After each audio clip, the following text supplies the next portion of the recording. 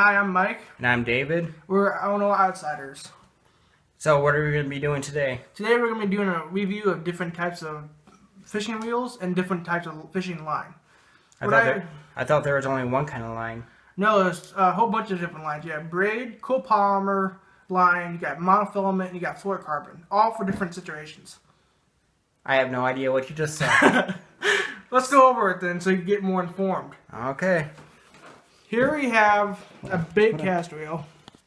It's a Abraccia Pro Max. I have 30-pound braid test line on here.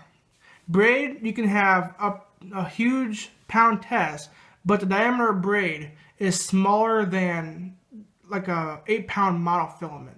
So a 30-pound braid is the equivalent diameter of 8-pound mono for this type of braid. It's a spider wire braid I got from Walmart. It's pretty cheap, about 12 bucks, and it works pretty good. The reel itself, they're a bit tricky to cast if you've never used them before. This is, of course, a right-handed retrieve. If you're right-handed, you use a right-handed retrieve. If you're left-handed, you use a left-handed retrieve. Are you able to switch from left to right on one reel?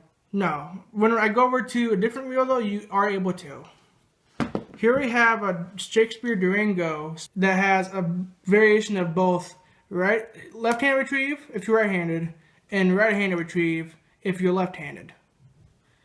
Now, this has 10-pound fluorocarbon line on it. I like to use fluorocarbon when it's very, very clear water. And if I have a bottom-sinking bait, like a lure, I use fluorocarbon to help it stay on the bottom. With braid, I use it for punching, grass mats, topwater frogs, all that kind of stuff. And I keep it on left-handed retrieve because I'm a right-handed person. And here we have an Akuma CXS Cascade 4/6 by Akuma. It's a pretty good fly reel. I have 20-pound fly line on here, but the leader end of this that has a fly line is monofilament with the fluorocarbon leader. I haven't got around to getting any fly tips yet. And with these, they're pretty cool. You just pop this out. You exchange your fly line whenever you need to, which I'll be replacing this yellow with the red in the near future to help it match the red-black look.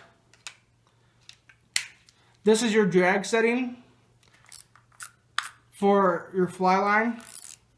You want to loosen it up, pull a lot of line off that you can measure with or cast with, and then tighten it back up to the recommended amount if you're fishing. Now what happens if you use that line on a regular fishing pole? It won't work as well because, as you see here, you need a nice thin diameter line. This thing has a really big wheel, so it can hold a lot of the fly line, which has a lot bigger diameter. And here, the spinning wheels have a drag either on top or on the bottom. This has a weird bottom drag system that you can turn to help. Some of them have a little turning knob on top. To do your drag discs, you take out these screws and then screw this whole thing, and then you can take out your drag disc for maintenance and cleaning. And of course you got your bail to cast. And for this one, you just push this lever down and it clicks back up. This one has a star drag system. You have a tuning knob. Then you have magnetic brakes. For this one to do maintenance with, you unscrew this here, and then you pull up. If I get loose enough.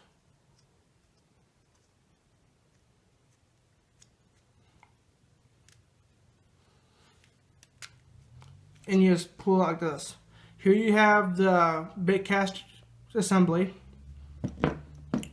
This is your spool. I keep tape on the line to keep it all nice and uniform when it's in storage, because right now it's winter time, so I'm not fishing as much.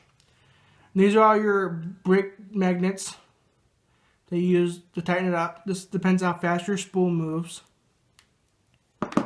So if you want to cast it, which we'll do casting videos in the future to teach you how to cast one of these, you just tie on your lure or your bait and you tune this, and you tune this for windage mostly to barely the lure drops at the rate of gravity, so you don't get any bird's nests or backlashes when it overruns.